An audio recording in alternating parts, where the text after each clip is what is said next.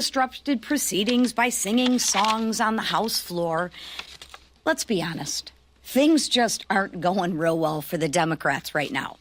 And what do they stand or fight for? No one really knows. And don't take my word for it. One progressive Democrat said, and I quote, "There was definitely frustration about the lack of guidance or plan." Another one said, and I quote, "People are super pissed that we didn't get more direction from leadership." Well, be careful what you wish for. According to reports, Democratic leadership held a closed-door meeting to berate them for their behavior. We'll see if berating the members is a useful strategy. Because deranged Democrats, they have no vision, they have no plan, and they still have no leader.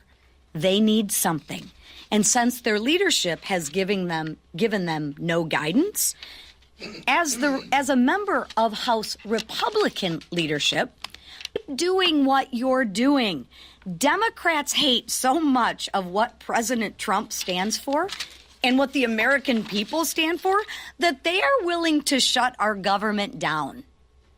They want service members and Border Patrol agents to work without pay. Small businesses not to be able to obtain SBA loans. The Democrats want relief projects to be delayed. National parks to be closed.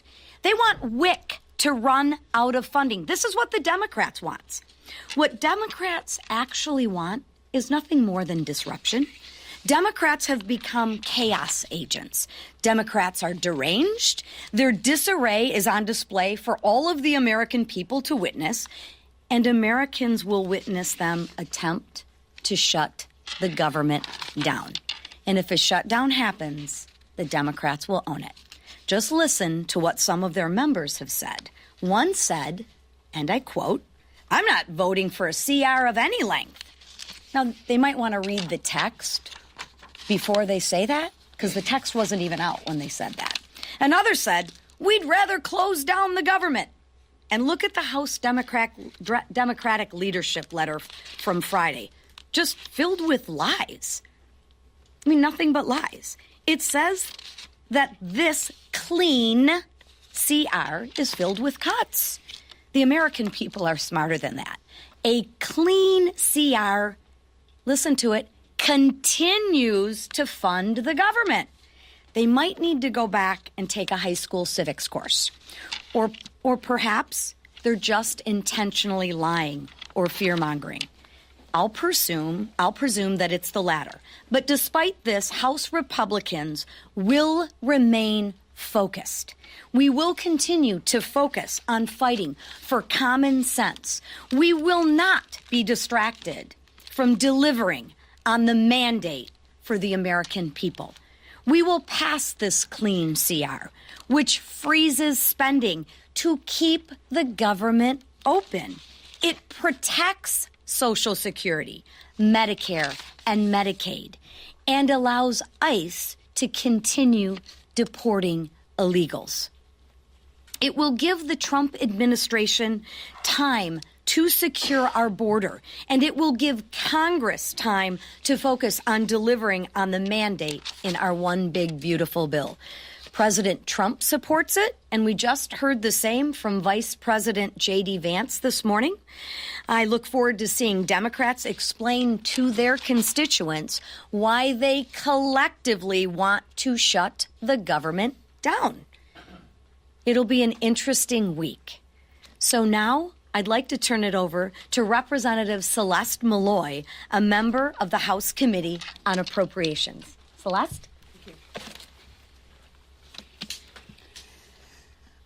I'm here to tell you why I plan on supporting the CR. As a brand new member of the Appropriations Committee and a fairly new member of Congress, I ran on right-sizing our government, cutting back government overreach, and eliminating waste, fraud, and abuse. Usually we don't think of a CR as the way to do that, but we have an administration I think has demonstrated a commitment to finding waste, fraud, and abuse and making sure we're not paying for more government than we need.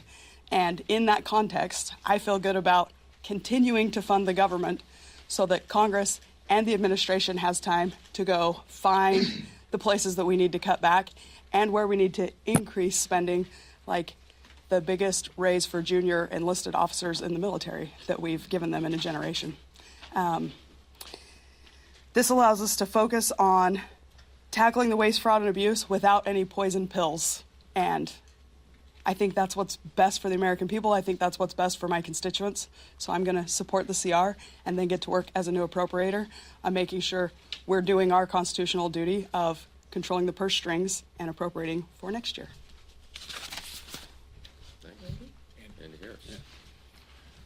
Thank you very much, everybody, for being here.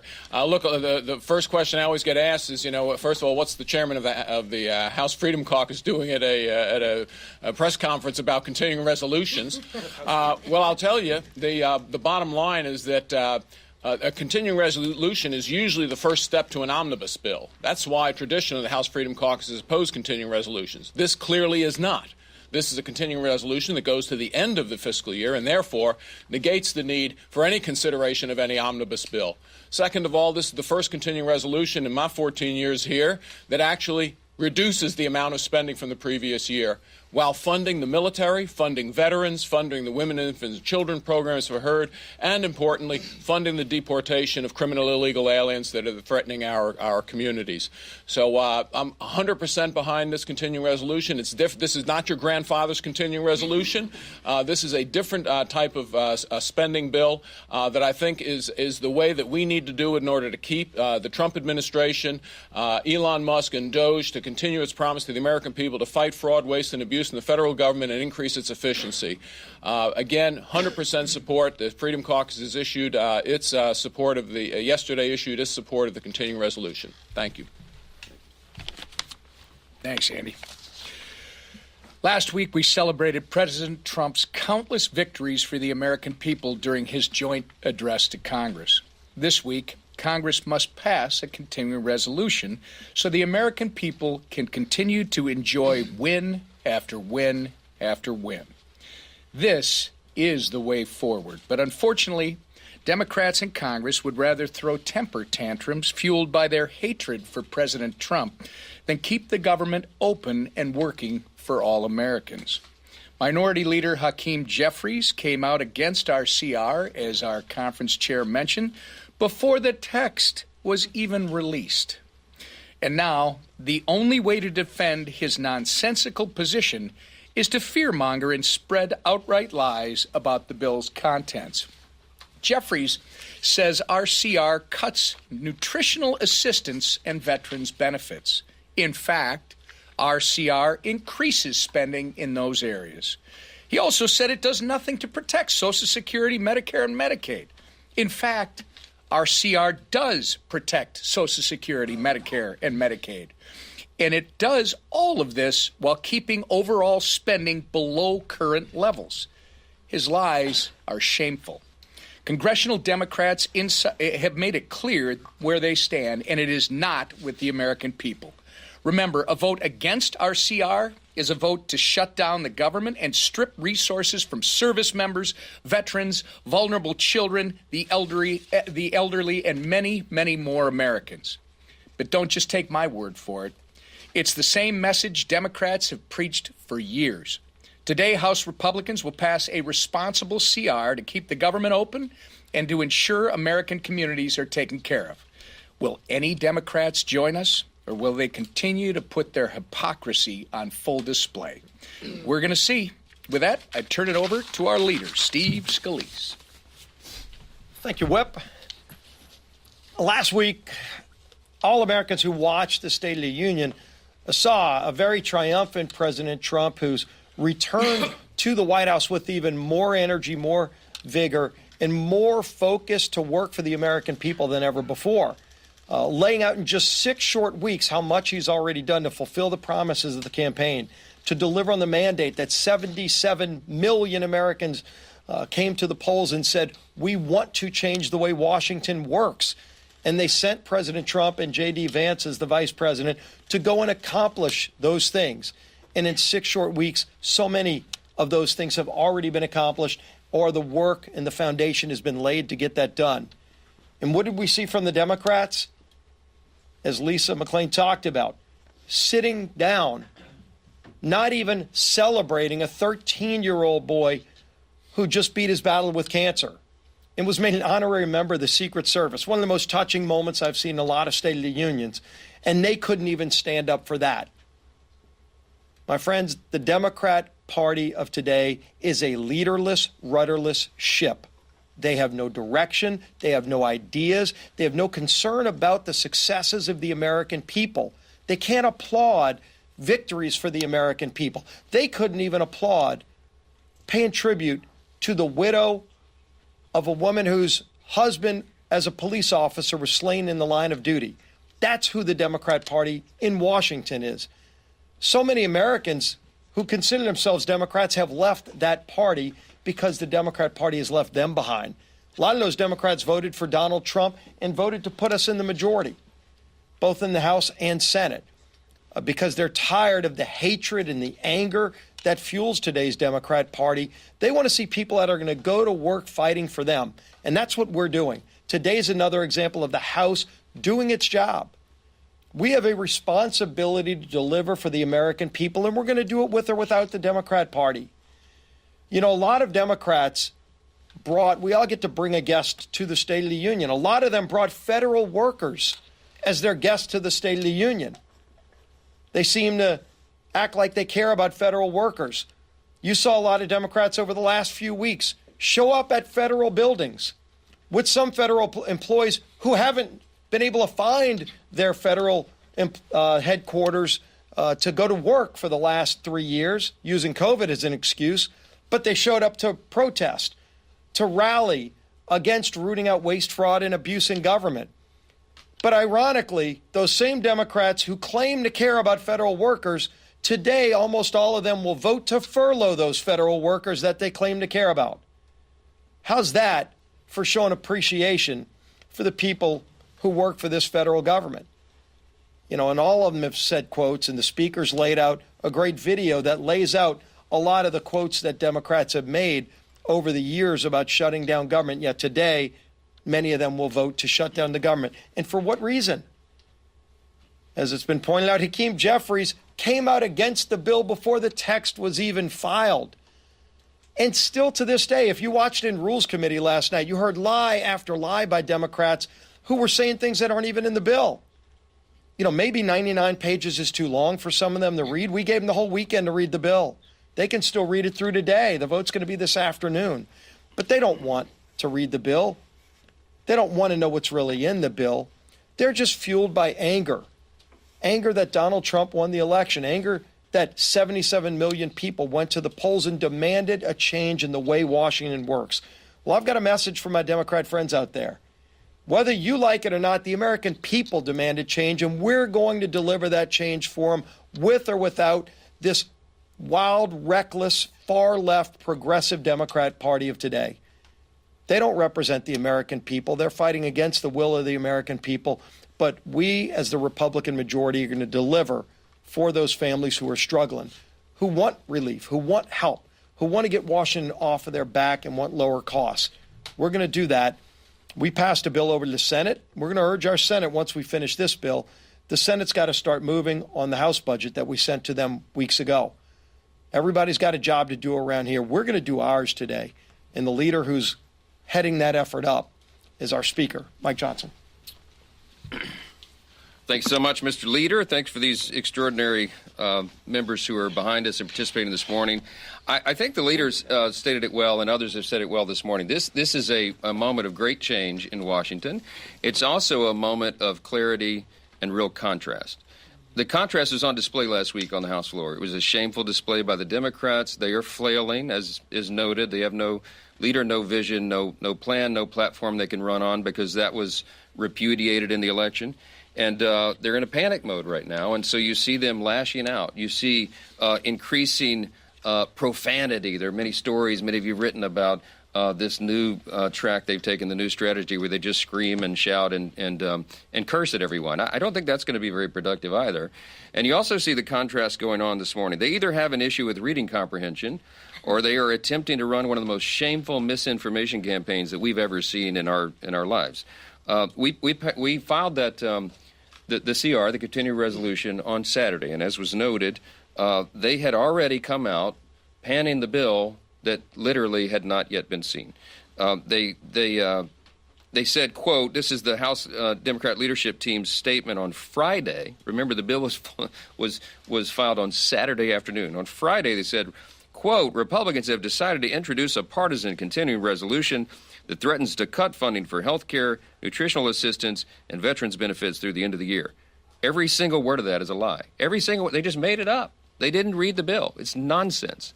People are not buying this. And you see the contrast between one party, which is leading, moving the ball forward for the American people, and the other that is just screaming. Then the Democrats start parroting this talking point in interviews all weekend on CNN. They said, quote, it's so harmful to the American people. You know, cutting Medicaid, cutting Medicare, threatening Social Security, cutting veteran benefits. It's all a lie.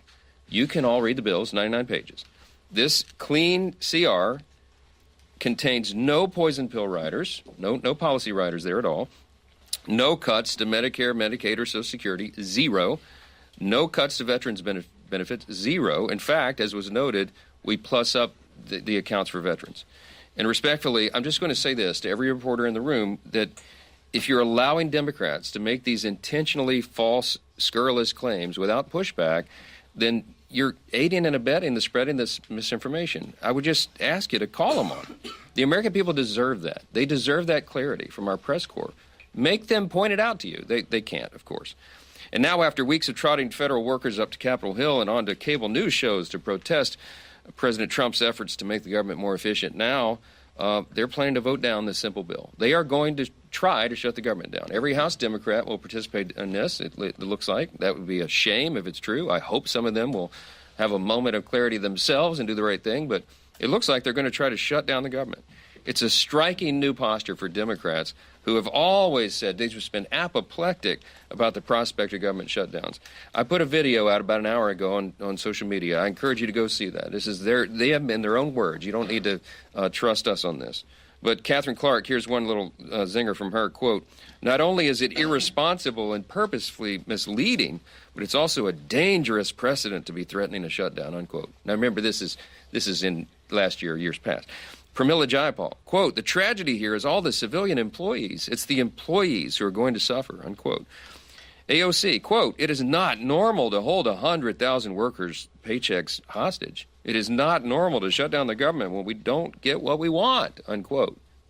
I don't think I've ever agreed with her before. She's exactly right. Jerry Nadler said, quote, shutdown is really an extremist policy designed to appeal to an extremist base and hold the whole country hostage. Yeah, we agree. So they and all their colleagues need to do the right thing.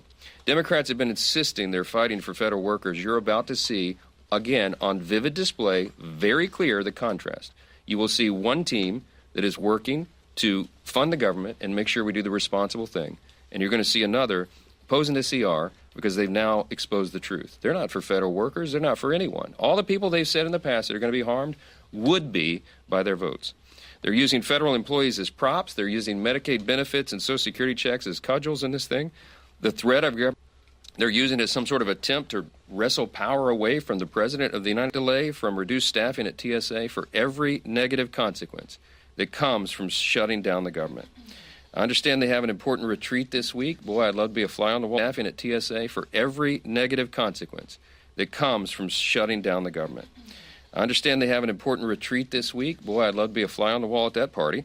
Comes at a critical time since they don't have a leader, a message, or a platform. And I'm just going to say this. If our Democrat colleagues want to increase their 21% approval rating with the American public, they ought to start by doing the right thing and keeping the government open. I think that'd be a great first step. So I'll take questions. Chad. Speaker, good morning. You continually criticize the Democrats. Doesn't that imply that you don't have the votes on your side? Because you wouldn't need Democratic assistance to keep the government open. No, we'll have the votes. We're going to pass the CR. We can do it on our own. But what I'm saying is Democrats ought to do the responsible thing, follow their own advice in every previous scenario, and keep the government open. It's their choice. I wish it could be a unanimous vote in the House chamber today. That would be a great thing for America. But they're not going to do it, Chad, because they're on this lost, they're wandering in the wilderness, and they're cursing the sky at the same time. And you're going to see that today. They're going to vote no, and they're going to come out and try to pan it, and they're going to lie about it. And we're calling on you guys to call them to account, make them tell you the truth about the bill. They didn't read it before they said all that nonsense. So ask them that. Ask them how they, yeah, Manu. The president went after one of your own colleagues yesterday, Thomas Massey, who does plan to vote against this. He says he should be primary. Do you agree with the president? Should Thomas Massey be primary for a vote against this? Look, I'm in the incumbent protection program here. That's what I do. Speaker of the House, and you know me and my style and my, the way I do this job. I don't, I bless those who persecute me, right? So Thomas and I have had disagreements, but I consider Thomas Massey a friend. He's a thoughtful guy. I guess he'll tell you he's doing what he thinks is right on this. I just vehemently disagree with his position, but I'll leave it at that. Mr. Speaker, you in the past did not vote for CRs when you were a rank and file member. You have said in the past that you were done with short-term CRs. By my count, my math might be a little off. This will be the 5th continuing resolution that you're presiding over as Speaker of the House. Yeah.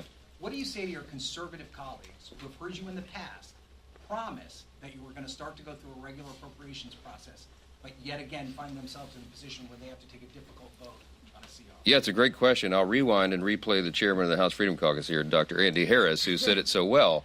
This is a different CR than anything we've seen in our careers in Congress. I've been here 8 years. He's been here a bit longer. It normally is something that's a patchwork to give us more time to try to get to the appropriations process. This is totally different. A year-long CR, which is the first that I think we've had, I don't know that there is a precedent for an actual year-long CR. It solves the problem because it freezes federal spending. It takes care of these immediate priorities that have been articulated here, and it allows us to move forward with changing the size and scope of the federal government. There is a seismic shift going on in Washington right now. This is a different moment than we have ever been in. The DOJ work is finding the massive amounts of fraud, waste, and abuse. We have a White House that is actually dedicated to getting us back onto a fiscally responsible track. We're going to scale down the size of the bureaucracy and the agencies, which has become the 4th branch of government. None of that was present or true before. When I became Speaker, I inherited a real mess. We had Joe Biden in the White House. We had divided government, and it was a very difficult thing for us to navigate through. I didn't get to do anything I wanted or thought was really important for the country. I did what we had to do, what was necessary, what we could get 218 votes for. This is a totally different scenario. By doing the CR this time, it actually is the responsible play and the conservative play, because we are conserving the resources of the American people. And this is something that all of us have wanted to do our whole careers, and we now have the opportunity to do it. So will this be your last CR, sir?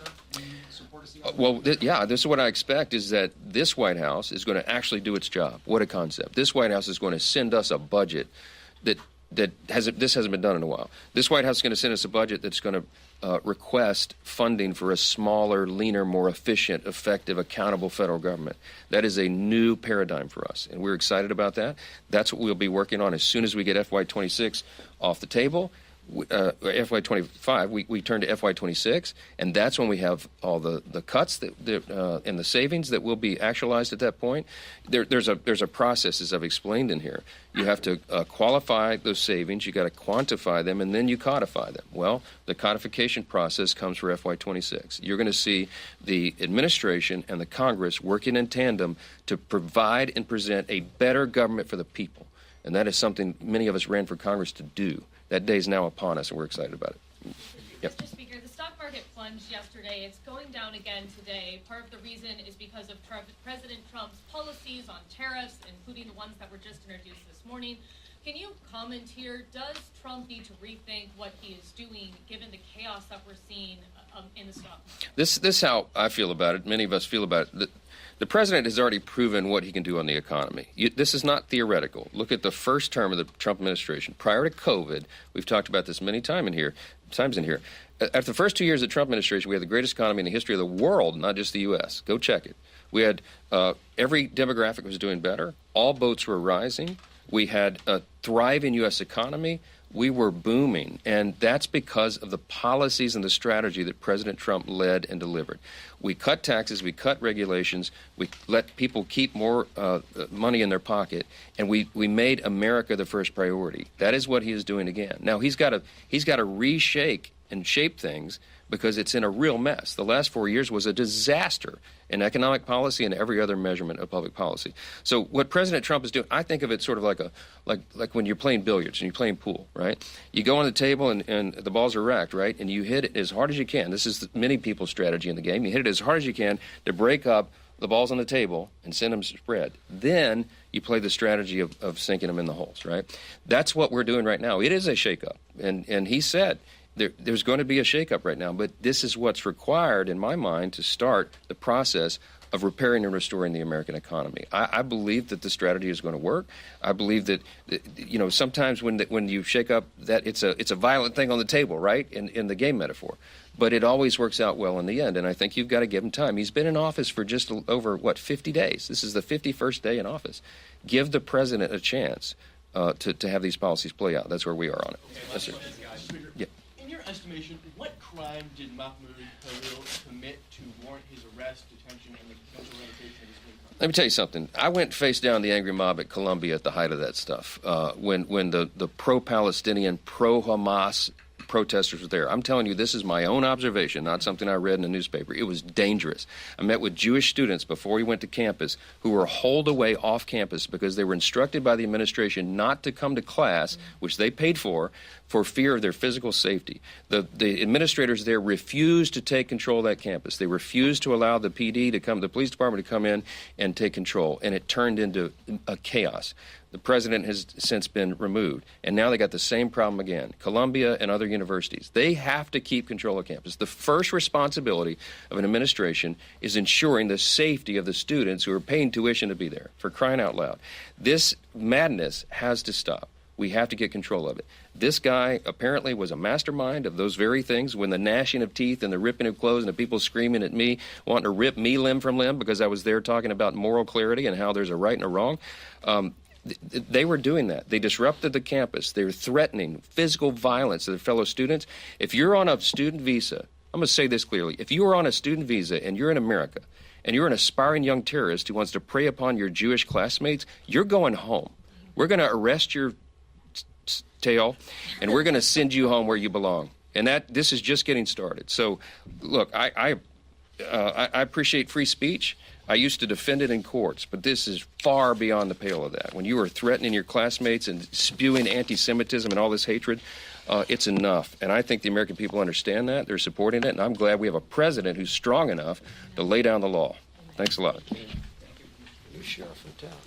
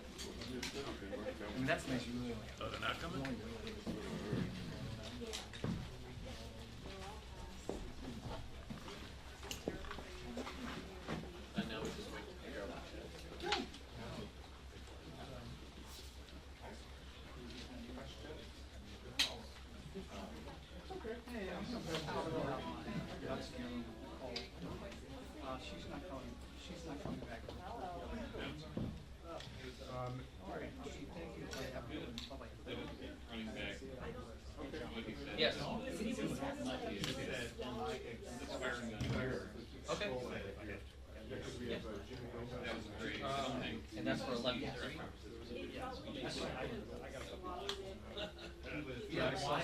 Not that anyone get before it, but it's It'll just be non. Hey. Oh yeah, he's gonna reach where they would fall over in a way. Can't do anything. I know. Yeah, no, they're not doing it. So where do you want? So we're here with Andrew.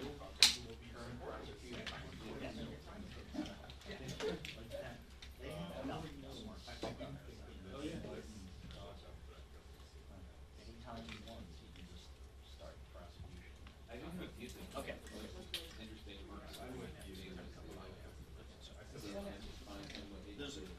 See, everything happens because literally. now they're trying to get it in here and actually process things. Yeah.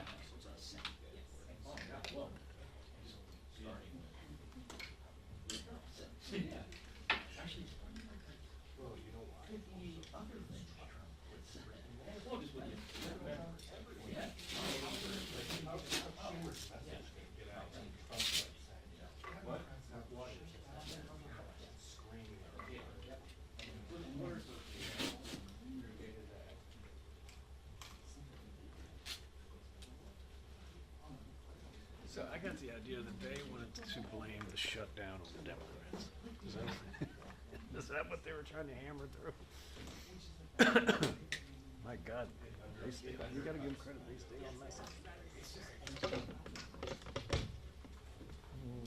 By the way, I don't know if you heard. Apparently, it's going to be the Democrats.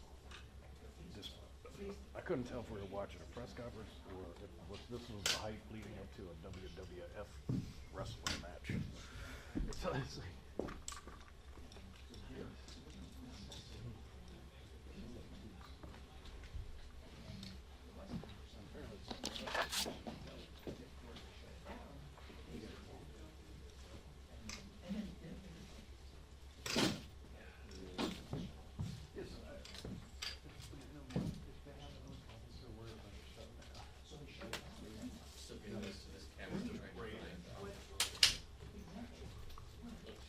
Setting on here that I was messing with earlier.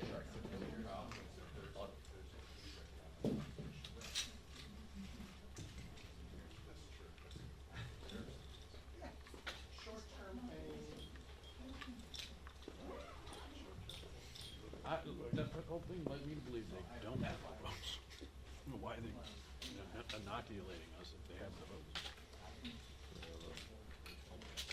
I feel like that's why they brought the other guy out of Freedom Caucus chapter.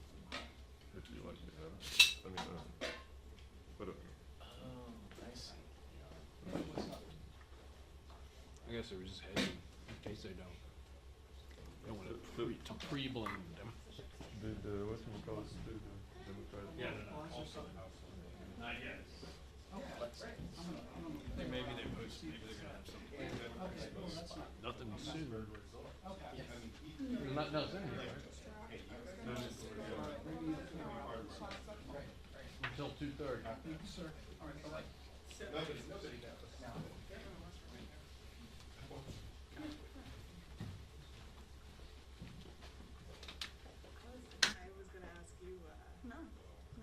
Are you going to talk about it? And I assume that the goal is for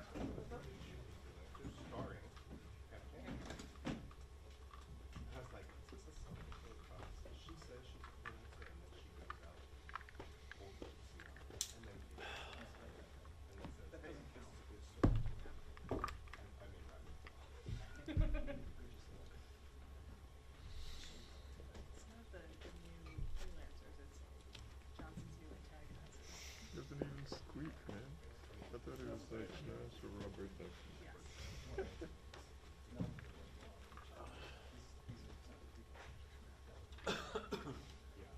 So I guess I gotta stay up just in case they do come. There's something at 2:30. Doesn't sound like it's that.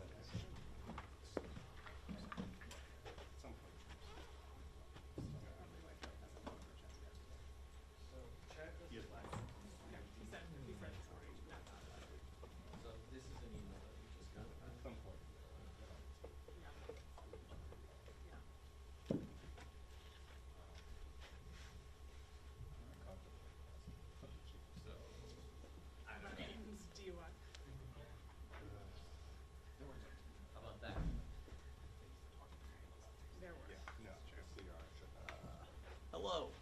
How was everything today? Good. Nice. Great. Love to see it. Good.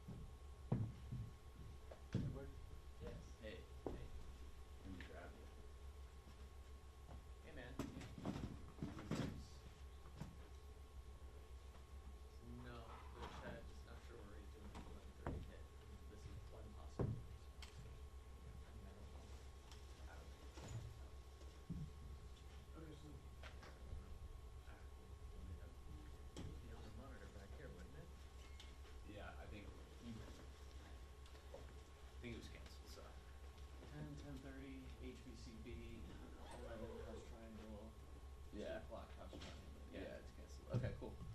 And then there's a 2:30. Yeah. We'll see ya. All right. See you guys. See ya.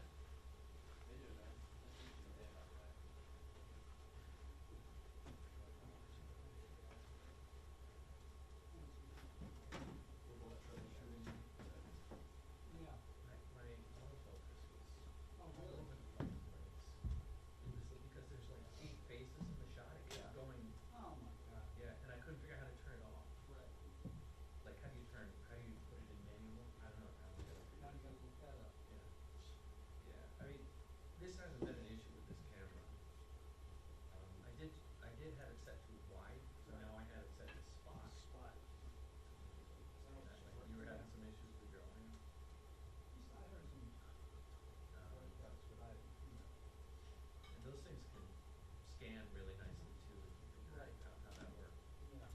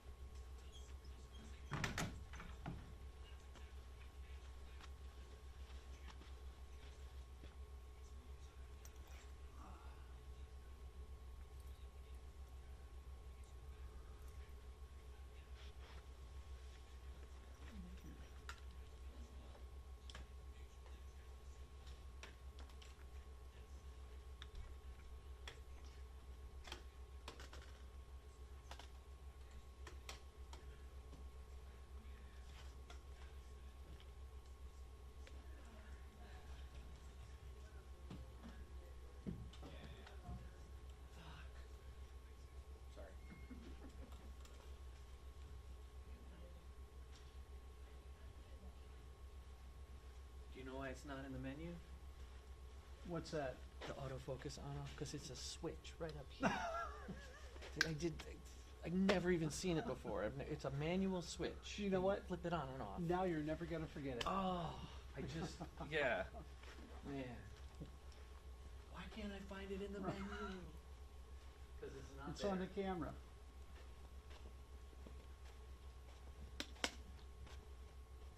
Oh, God, that kills me.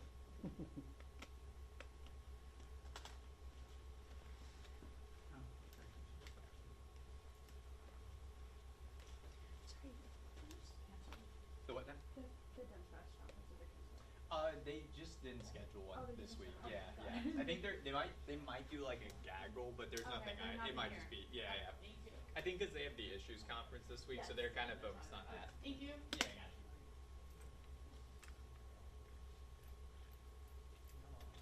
Oh.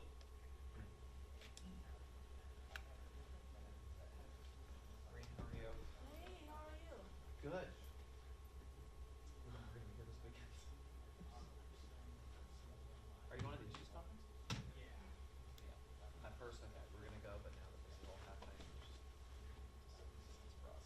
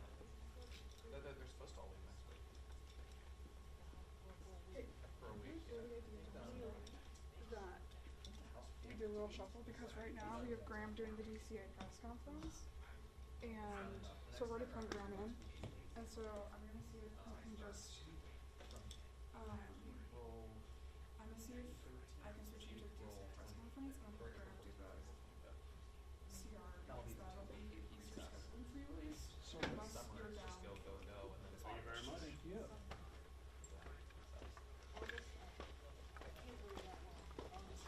Okay. Okay. This never new mind. reality. Never mind. All right, good luck. I'll see you around. Of course.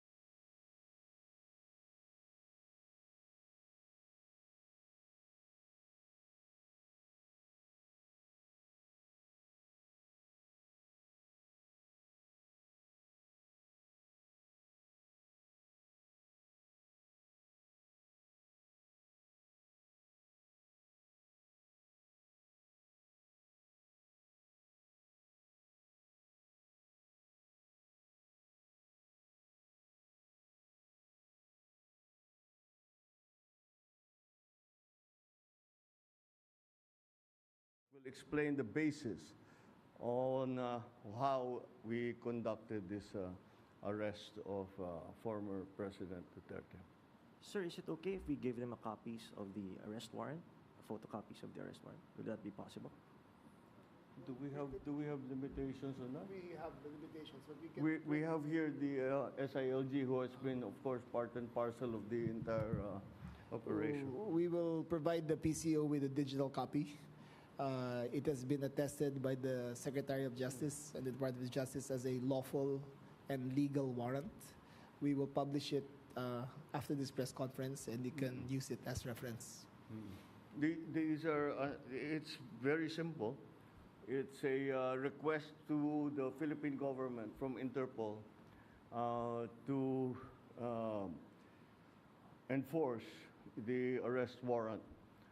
And of course, we comply with our commitments to Interpol. We did not do this because it was derived from or it came from ICC. We did this because Interpol asked us to do it. And we have commitments to them, and we lived up to those commitments. Sir, thank you, sir. Second question, sir. Mr. President, sinasabi ng kampo ni PRRD na unlawful arrest daw itong ginawang pag-aresto sa kanya. Well, we followed every single necessary procedure. We had a very good basis on which to serve that warrant and to read him his rights. We followed all the legal